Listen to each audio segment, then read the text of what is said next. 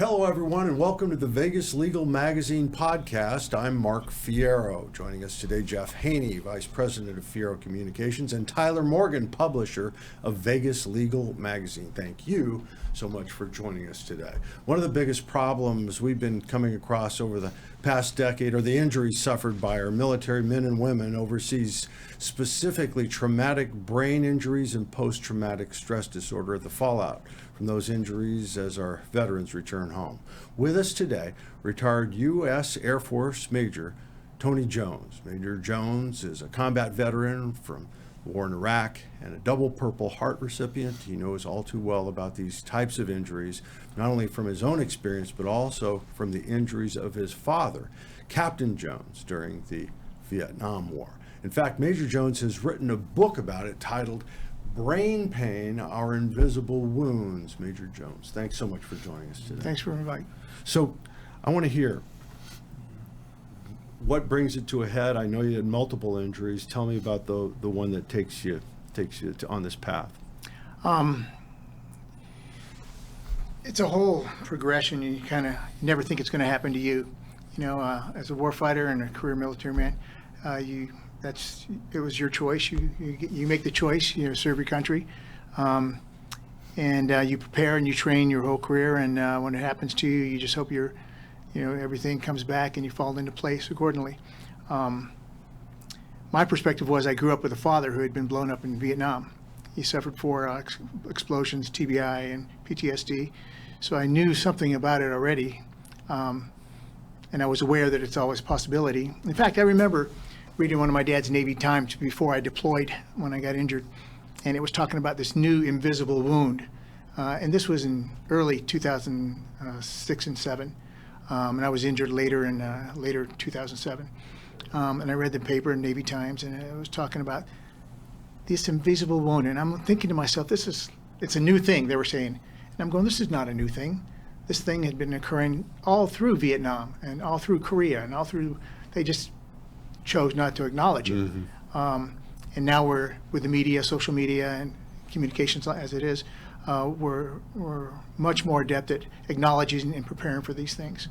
I remember giving my troops, when I was in country, first thing I did was read up on TBIs and PTSD for the soldiers that worked for me, and becoming aware of what the symptoms were and what to look for in other soldiers.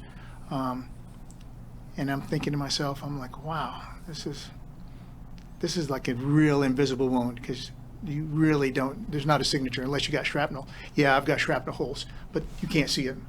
You know, I'm lucky that my legs and hands are intact and everything works. But for the most part, you can't see that except for what's going on in your brain. And traumatic brain injury is, it's like how do I call it? It's like operating on a cable, you know, like you don't have the old internet dial-up modems. That's what I feel like sometimes, you know. I feel like my brain is not working appropriately. It's not working fast. It's hard to multitask. And like the cable modem, like the cable internet high speed that I am now, I used to be. I have my old self and my pre-injury self and my post-injury self. So when I went through it, I decided to write the book because I thought I had a unique perspective on it. Having a father that had these injuries and growing up with these injuries and seeing my dad's nightmares and seeing my dad go through his recovery, and then dealing with what I went through. And I figured it was early enough in the war in 2007, or in this long war that we're still fighting, that there's a lot of lessons that I could pay back and pay it forward to the younger soldiers and the future soldiers. How did it first manifest itself when you said, you know, we got a problem here? September 11th, 2007, there was a 9/11 memorial in the Al Fahd Palace where we were at, and me and one of my soldiers were walking out. We were finished with the memorial, and then beautiful day, and all of a sudden I hear a jet flying over. In that millisecond, I realized there was no jets flying at 200 feet in the center of Baghdad. And I knew that it was a rocket, and then there was about to be an explosion. And then a 240 millimeter, which is about the size of this right here, hit in the center parking lot, and it was just devastation. And after it was a whole triage, we did a lot of medical stuff in the soldiers, and I ended up with a concussion that day. But when I went to the doctor, that night is the first time. I like to say that earlier that day was my last time that I had clear thoughts. I couldn't sleep. The headaches were just manifesting continuously. The anxiety was up. At the time, we were getting 34 rocket attacks a day. So it was like constant barrage. That's part of it, isn't it? You habituate to it, so you're not as afraid of it, and Yeah. and so Yeah. naturally now you're taking more hits. Yeah, exactly. Anybody else would be hiding down the street, and you're habituated to it. Yeah, you have to be. It's a survival. And I remember because there was several soldiers injured around me that day, and I always carried my medical kit on me, mostly for myself. I didn't want to not have a tourniquet. But as a staff officer, I wasn't out on the other side of the wire. This was actually inside the wire, but I always carried my med kit, and so I pulled it out. This guy had a leg wound, and you're thinking to yourself, it's like everybody else is running the shelter. You should be in the shelter, because when there's one, there's usually more. But you stay on point, like you just said. You have to stay on point. You have to habituate yourself. You have to, keep in the moment and push through. I call it moving through. So in these times of war, like when you're stationed in a war zone, like Iraq, the first time you get there, at what point, you're trained to deal with war and high stress situations. You have your first experience, and we'll just take the average troop, for instance. Their first experience is, a landmine or a rocket, or it could be their fellow soldier getting shot. At what point does a soldier realize that, okay, things are not necessarily okay, but then you go from freak out to stress situation to this just becomes kind of normal, and you kind of become, unfortunately, like immune to it? Is there sort of like a level of certain quantity of experiences before a soldier sort of just becomes, I don't know, sort of like numbified to it? You know what I mean? Yeah, that happens rather quickly. Yeah. In the first weeks, first time you get your boots on the ground, first time you're there, it's Probably a lot of stress, excitement. Others try to, I it's had a lot. guy, one of my roommates was, okay, this is going to happen, this is what's going to happen, and you pass it on.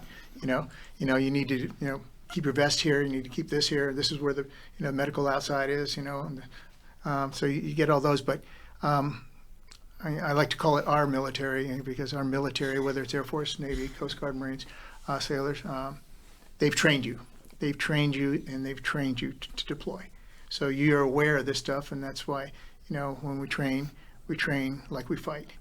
So you're aware that these things are going to happen. So for the most part, it's classical conditioning. The old Pavlovian salivation, where the dogs salivate when the food comes. It's like, you've been trained so much that when it happens, it's kind of like it's training, until somebody gets hurt and it's real, then it becomes real. So you get through the first couple weeks, and then the intensity realizes, okay, it's just like anything else. You realize, okay, there's the bunkers. These are the things we do. This is what you have to do, I imagine it hits everybody regardless of what their position is out there. Oh, it hits everybody. I mean, I was a staff officer in this deployment. As a staff officer, you're most unlikely to get injured because you're usually, in command of something. And I was in command of the rescue operations over there. So as opposed to the infantry soldier who's put on the front lines every day. Yeah. And he's much more likely. But again, that's part of the, you acclimate quickly. And there is a point when people just, what do you do? I've seen that several times. There were several times when I was diving for the ground and people were just walking past me. Do you find yourself more immune to just regular day-to-day situations that others would find sort of more devastating or emotional? Do you have a hard time having like an emotional Response? Yeah, response to things that, like, do you find yourself sort of like abnormal in emotional that was stressful situations? You have to. That was one of the hardest things when I got back is empathy and love and compassion, because you have to put that by the wayside overseas. when you're in combat.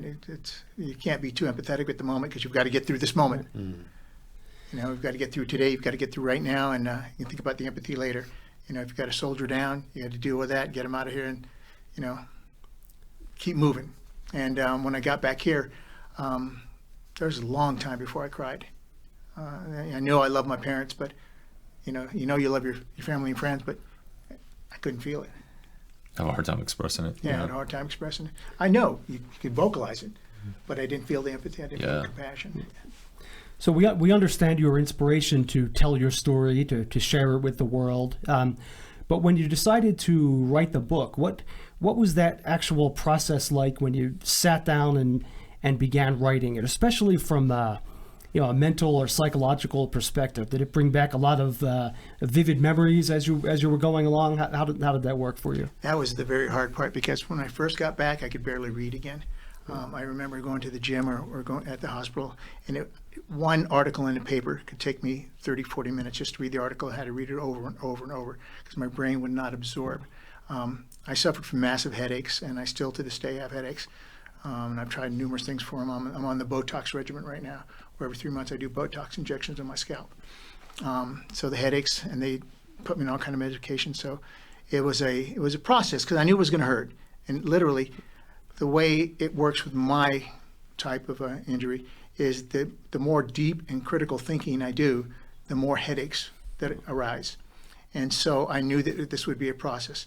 And as a staff officer, I've written numerous papers, I've written other books. And so writing was not the problem. But then again, I could not type.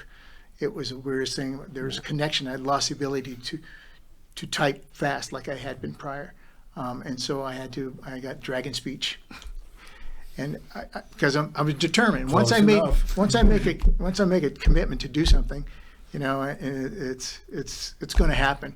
This could have been easily a 3 to 6 month project prior to my injuries, but it turned out to be a 3-year project because I just could not deal with the things that it brought up, the memories, the flashbacks, the dreams.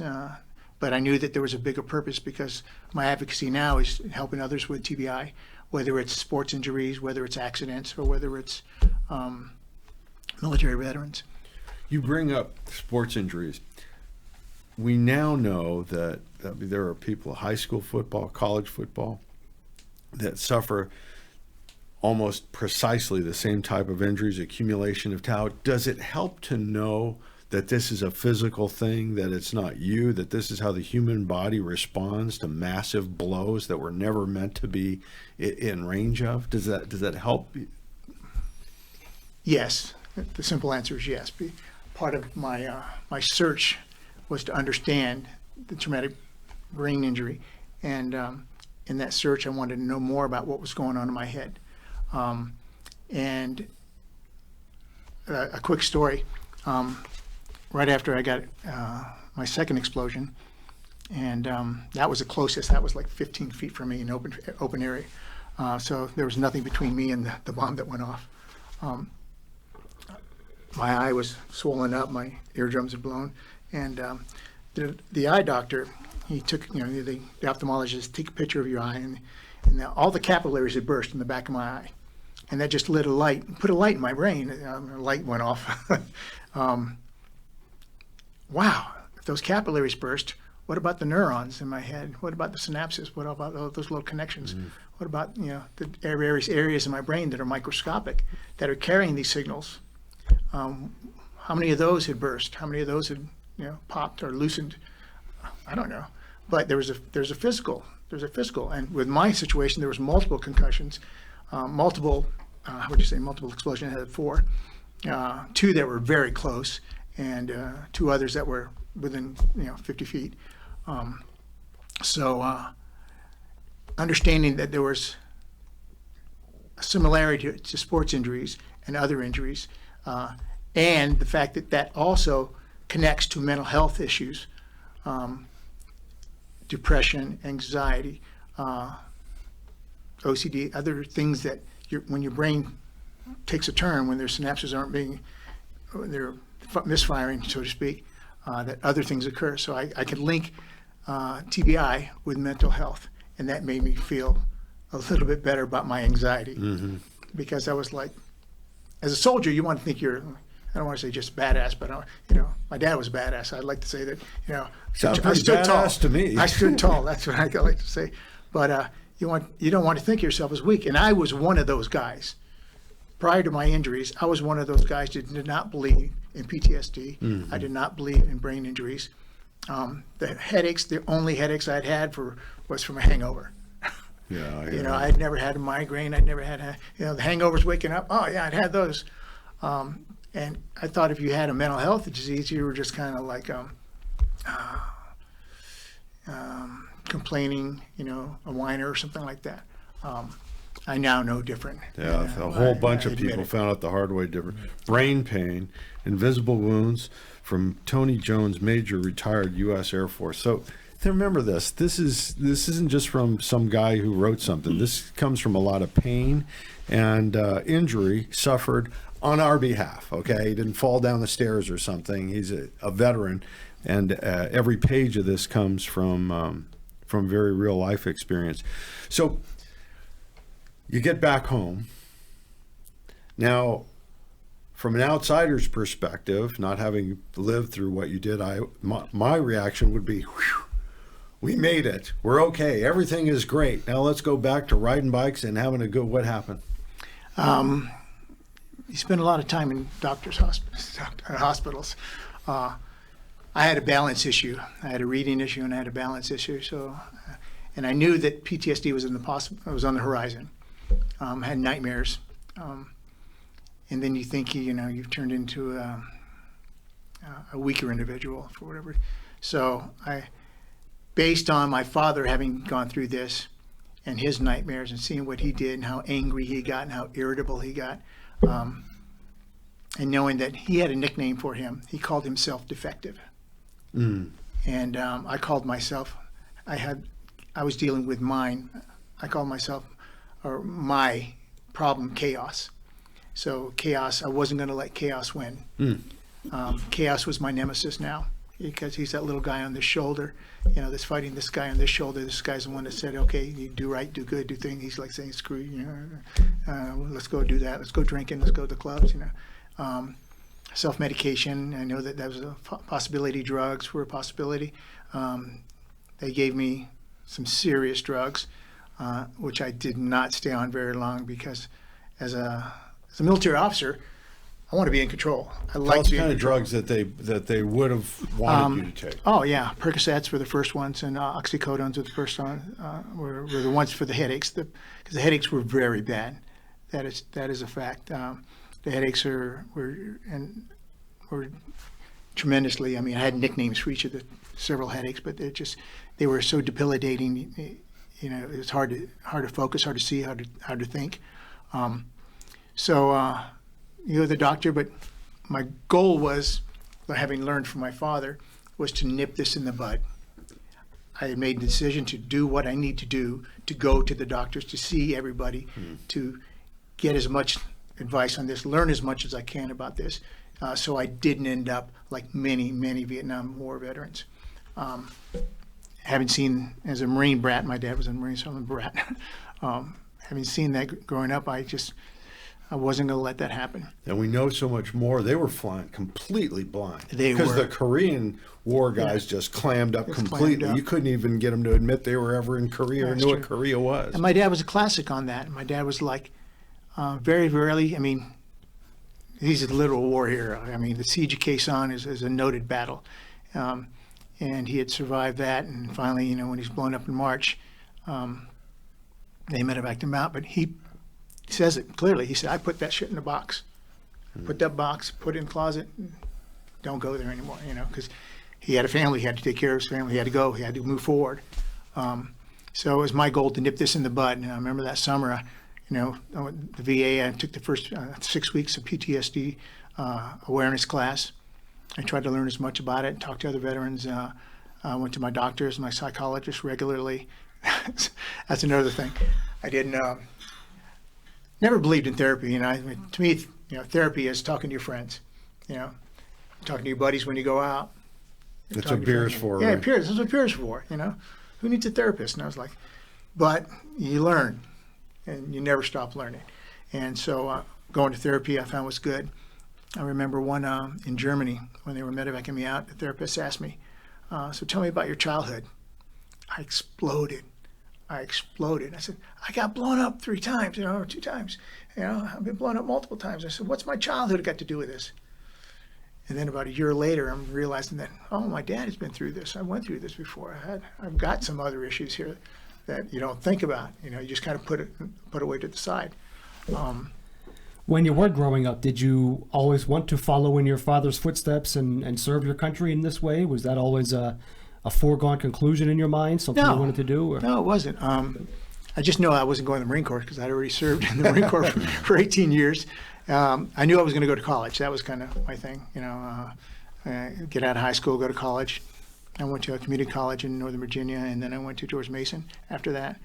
And I wanted to be in the federal law enforcement. So I remember the guy from NCIS, they interviewed for them, and he said, hey, your scores are good, your grades are good, you look good, but all these Vietnam veterans are coming back with combat experience. And he said, you should try the military. So the realization was that there was a lot of people coming back from Vietnam that had more experience in education than I did. At that time, this was like 1979. And so I was like, join the Air Force. And I was like, yeah. Well, the Air Force was, you could fly and you could travel the world. So that was not a foregone conclusion, but, I knew that it was a good life, and it'd get me started in the career path that I hope to follow. So initially, the VA tries to load you up with some drugs. You find your path on how to deal and not take those, or take some of them, or minimize what they want to give you.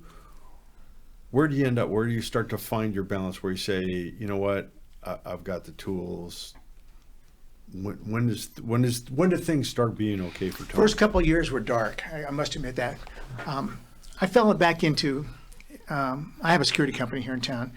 We do executive protection. I've had that for years, and that was my plan. I was a reservist, so my plan was to come back and take my security company to the next level. I got injured, so that didn't happen. I still have the security company. We still do executive protection. And when I came back, I work with a company here in town that does training for private security details, PSDs, much like Blackwater. They're called CRI training. I became the training instructor for them. I'd already been an instructor with them before, and I became the director of training for them. And that was, unbeknownst to me at the time, it was a good thing, because I needed and wanted to keep busy. Yeah. Because if you're not busy, the noise and pain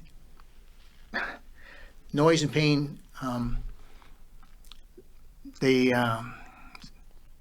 overtake you, so to speak. And it was my own way of immersion therapy, where you immerse yourself in a similar activity to condition yourself to not worry about it too much. I mean, because we trained with hand-to-hand combat, we trained with vehicles, driving, formations, much like security details for the president do, DSS does. So it was my own way of, and I'm giving back. I'm giving back to those people. So that kept me busy. And one of my things that I've learned through this whole, that you have to keep busy, you have to keep engaged in something. You have to keep a mission and purpose involved. If you don't have a mission and you don't have a purpose, then you're lost. And you can easily succumb to those vices like drugs and alcohol. And you were asking me about the VA. VA's they don't know. At the time, they were still learning how to handle these things. It's easy for them to hand out pills. Now they've taken a lot of the pills that they were handing out and they're taking them back. They're not giving them out anymore.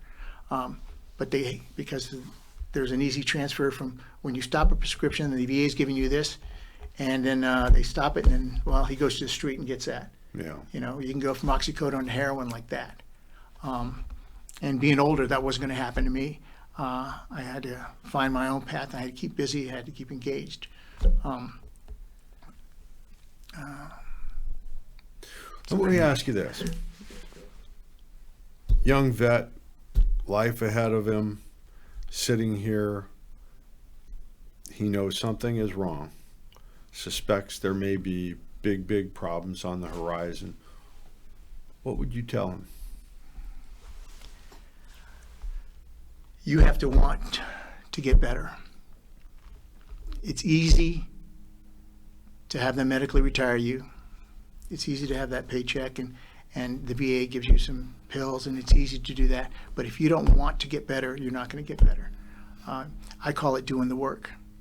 You have to do the work. You have to want to do the work. And having looked back at my family and my dad was engaged with life when he got back. He worked to get back on duty. He, challenged himself at work and at home, and he was purposeful because he was taking care of his family. So if I had a short blurb, I would say you have to want to get better. You have to do the work. You have to keep engaged to take care of your body. You have to be challenged to take care of your mind, and you have to be purposeful to take care of your soul. And that gives you a mission. And it gets back to what we were as soldiers and airmen. We have to have that mission. We want to complete the mission. We want to be purposeful. Don't let them win. Don't let them win. Exactly. That's a good way. You have to see your path, and somewhere in there, you can find something. I was talking about mountain biking. I never wanted to mountain bike. It didn't attract me. I've always been an athlete, Jim. I pole vaulted in high school and college, but mountain biking had nothing. I had no interest in it. And then I went on a Wounded Warrior project where they take out wounded warriors, they check them out, and we went to Lake Tahoe, and we went mountain biking. And I was like, outdoors, this is pretty good. I like hunting and camping, but outdoors, exercise, it was a whole new thing. I'm having part of what a brain injury does. Our brain is a great predictor, I call it. We spend our whole life predicting the possibilities, whether it's throwing a baseball or how I'm going to make this food today, building the recipe. This is what our brain does. It predicts our best path to survival. And as we go forward, anything that challenges your brain and exercises that to make that prediction better in your favor, so to speak, is good. And when I was mountain biking, it was like, okay, I got to go up, down. You're constantly focused. And if you're focused on this and going here and there, going, brakes, turning left, it was just another way. And I was outdoors. And then I became a mountain biker. If you look at my truck outside, it's got the mountain bike on the back right now. If there's a good day, I'm going mountain biking because it gets me out of my head. It takes me away from the pain in my head and the anxieties that I may be feeling. And the second you're not thinking about mountain biking, you've got a broken clavicle. So you stay in mountain biking mode, right? That's true. You just focus in that split second, or you're going to pay. Exactly. So tell us, again, going back to that young man who's, concussive forces and put up with it and realizes he's got an issue. Tell us where exercise is on that continuum of making it back successfully. Exercise is huge. It's not only been shown and proven scientifically to assist in the brain health, because you're keeping your metabolic system up, you're keeping your heart rate up, you're keeping the pathways with the veins and arteries, you're keeping blood circulating there, you're getting all that through your part, and that part of that is in your brain as well. And if you're exercising, you're doing repetitive. Whether it's mountain biking, whether it's at the gym, whether it's on a Peloton, you're in the zone. Whether it's weightlifting, you're in the zone. You're doing something. You're focusing on that, and it's huge in regards of both PTSD and TBIs. There's no doubt. I feel that. Jeff and Tyler's been there every step of the way with the magazine. We have somebody, Jeff Cranak, and he found a way, and it was through cannabis, and it fixed him to a large extent. Night terrors were gone. He got off all of the drugs except for some very, very minor stuff, and ended up, it changed his life because of draconian laws surrounding cannabis. But you're around veterans. You're a veteran yourself. You've suffered through this, and you've walked the walk. What have you heard from fellow veterans regarding cannabis and whether or not it helps them find their way back home? I've talked about this in my book. I actually talk about this in the book, and I feel cannabis is the future that we should be exploiting it now. The VA should be exploiting this now. instead of the numerous pills we got. I mentor other younger wounded warriors, and I've had several of them come up to me and talk to me. It's like, I take a couple of hits at nighttime, and it just eases my anxiety, and I'm able to sleep better. And sleep is paramount. That's like the number one thing, right? Yeah, sleep is and I talk about that. That's the healing part. Sleep is paramount. When I was having nightmares years before, if you can't sleep, you can't repair, and then you wake up, and it's like getting worse. Your headaches, so sleep is paramount, and anxiety is paramount. And if you can get over any anxiety and relax and smile, that's part of the happiness and purposefulness. CBD has already been proven to help with seizures in the brain. The Israelis, and I detail it in the book, the Israelis have done several studies that prove that it helps with TBIs, and other studies with anxiety and PTSD. The Israelis actually they medically prescribe it to their warriors. Russia has a patent. We have the patent on it in the United States. The United States government has a patent on it, and Russia has been using it for years. China uses it. There's lots of other studies out there, scientific studies, that I talk about that have shown and proven the efficacy of marijuana as a better way forward for TBI and PTSD than some of the opioids that we've been giving our soldiers. Talk about the 22 veterans a day are killing themselves in America, more than the height of the war. 22 a day are killing themselves. And I say, as far as and I'm not talking about driving impaired or anything like that, but as far as I'm concerned, get the hell out of the way and let them do what they want to do. They own their own fate. You just don't even come across veterans anymore that don't have some form of PTSD. It's improvised roadside explosive devices. It's mortar rounds.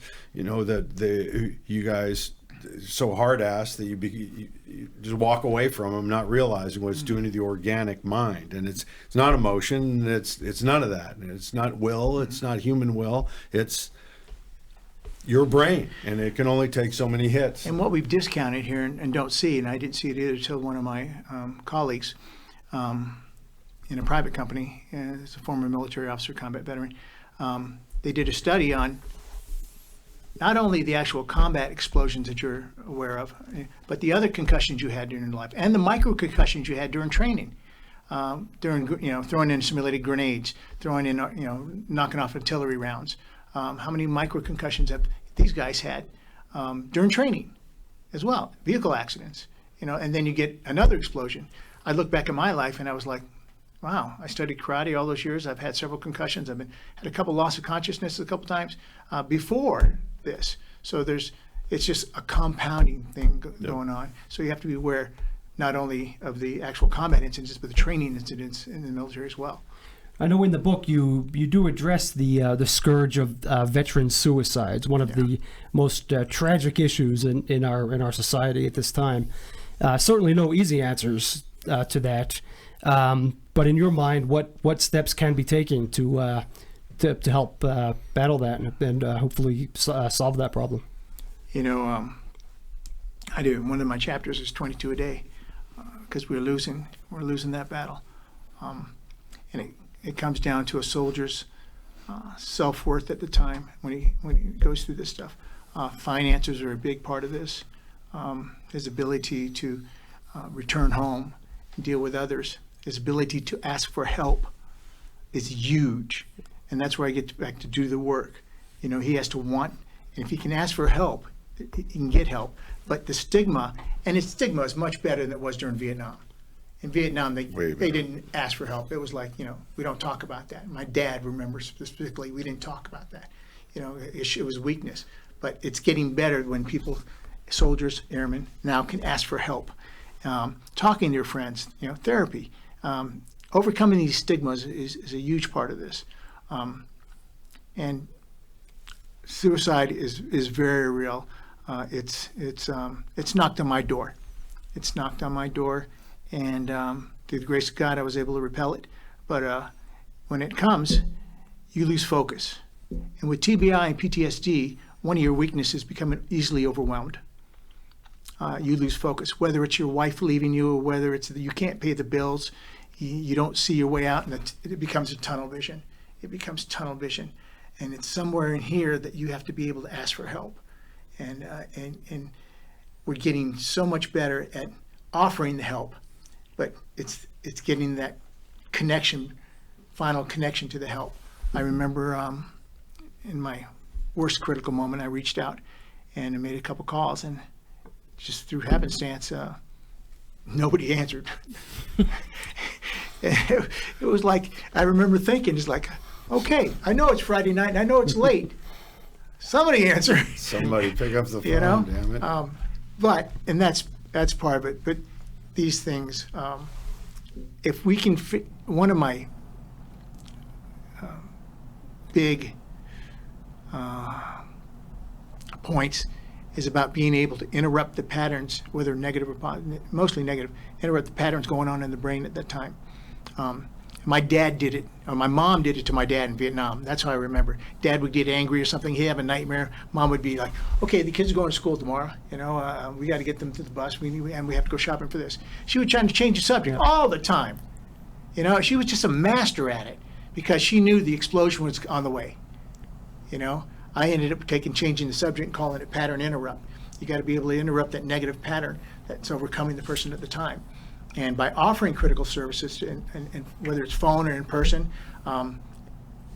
that helps. It gives them a way to think about that. Because the person's got to be able to, in their mind, they've got to be able to, it's like, do I take the pill or do I not take the pill? It's like you've got to be able to move through to the positive aspect of it.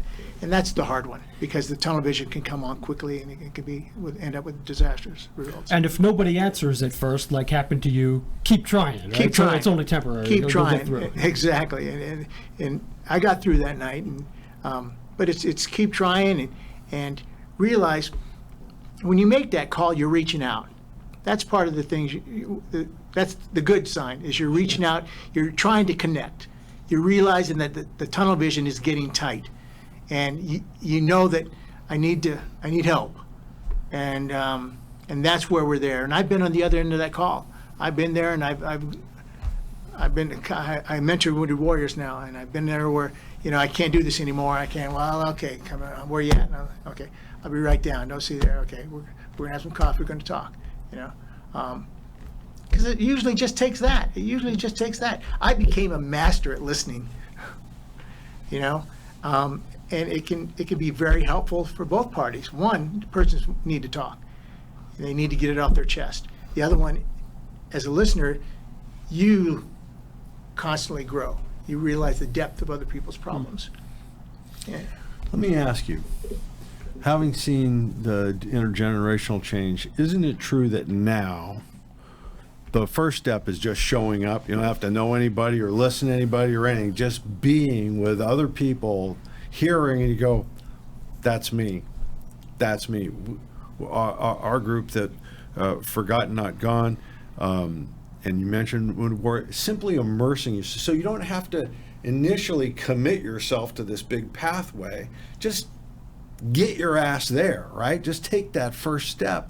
And a lot of it, you're these new people who are going to become your friends, who are going to help push you for the next few days, won't they? That's true. This is part of the benefits of the Wounded Warrior program, and there are many programs out there for veterans that people like myself and other veterans have started, and it's just part of doing the work.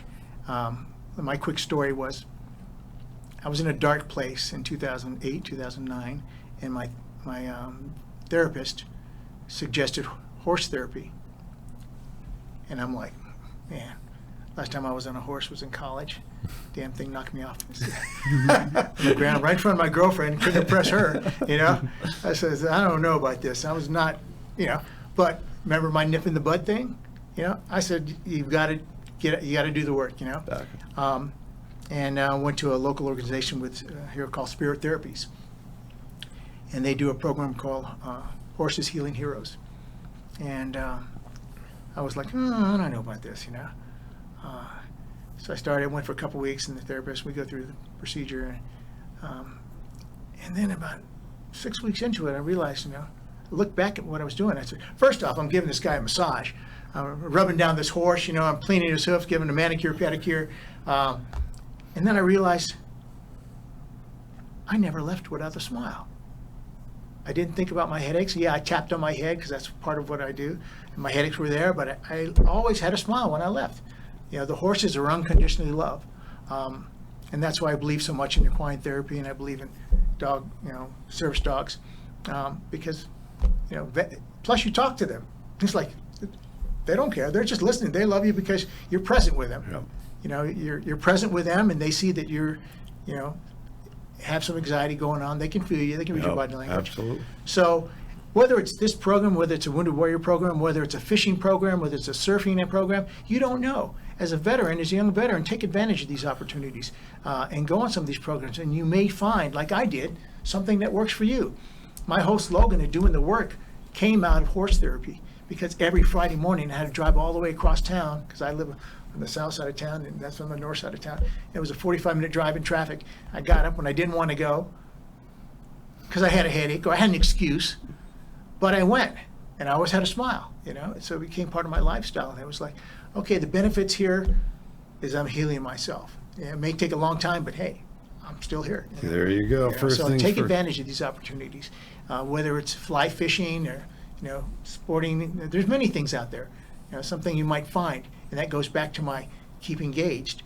If you're keeping busy, if you're keeping engaged with your mind, you get challenged with your mind and exercise your brain, which heals that, which gives you purpose also, because you've got a mission again. The book, Brain Pain. Major Tony, we're going to have you back on again, man. A lot of answers in here. If you got a loved one, okay, if you got a loved one that's having some problems, if you're in a position where you're having some problems, this guy knows a lot. 2 generations of knowing a whole bunch about a very, very troubling aspect. My author's website is majoranthonyjones.com. Where else can we get it? Is that the only where? No, it's on Amazon. On Amazon. So there's some quick free access. chapters on my website, Major Anthony Jones, just like it sounds. And there's a whole everything we're talking about today. Love it, brother. We're going to have you back on again. Thank you. Thank you. Thank you. With that, we call it a day. Vegas Legal Magazine podcast. I want to sincerely thank Major Tony Jones, author of Brain Pain, who serviced our country and helping a lot of people who have helped this country pull their lives together. Tyler Morgan, publisher of Vegas Legal Magazine. Jeff Haney, Vice President of Fierro Communications. Remember to like and share the Vegas Legal Magazine podcast, especially this one, on Facebook. And also catch us on YouTube, iTunes, or my personal favorite, Stitcher. And for all of you out there with a story ID, or an axe to grind, get a hold of Vegas Legal Magazine, the leading magazine in the Southern Nevada legal market. You can call Tyler at 702-222-3476. reach out, tell us, tell your friends. Have a good one. We're out of here.